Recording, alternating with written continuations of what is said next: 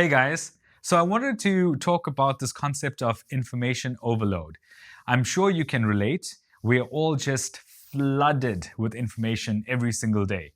If it's not our inboxes, it's the infinite scrolling mechanism that gets us to see more and more and more stuff the more time we spend scrolling on our screens.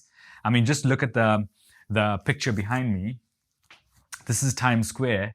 And this refers to traditional advertising. This is the old-fashioned traditional advertising where people actually would take the time to put up big signs out in the streets.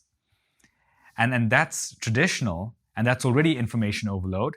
Can you imagine if you had to replicate the digital scenario of all messages and brands and logos and advertising that we're getting all the time? If we had to mimic that in reality, what would Times Square look like? It would look 10 times worse. It would look way too overwhelming.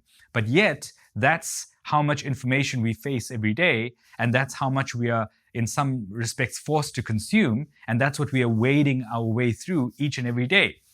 So, as consumers of information, we are having to consume and navigate through and figure out tons and tons and tons of pieces of information every hour, every day. It's a lot for the average person.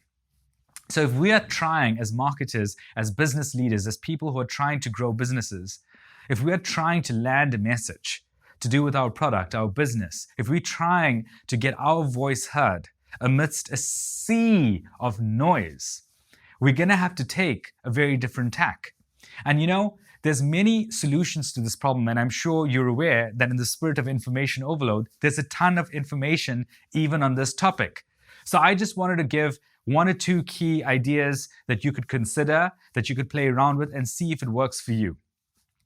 The first thing is, you don't have to be the world's biggest celebrity to have a voice. In fact, we are finding more and more that the concept of a nano-influencer or micro-influencer, someone who has a very targeted niche community of people that they communicate with, that's more impactful today. So instead of necessarily trying to be the loudest voice and the voice that's heard by the most people, try to be the most relevant voice. Find a niche of people who will find your information useful, and instead of trying to speak to hundreds and hundreds of thousands of just random people, speak to a niche community of people. Speak to just a handful of people who really want to hear your voice. So become very targeted, and then rather go for a small community than just an ocean of unknown faces. Speak to an individual and make that individual part of a community so you are very, very, very relevant.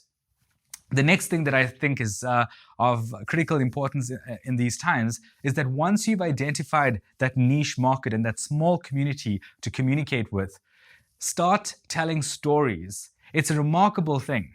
Human beings naturally yearn for stories. No matter how much information we are consuming every day, when we sit on the couch in the evening, it's likely we're going to hit the TV remote and we're going to consume even more content. But this time it's going to be Netflix, or it's going to be some other form of consuming television content or movies or TV series. Why? Why are we still seeking even more digital content after we've had a day full of digital content?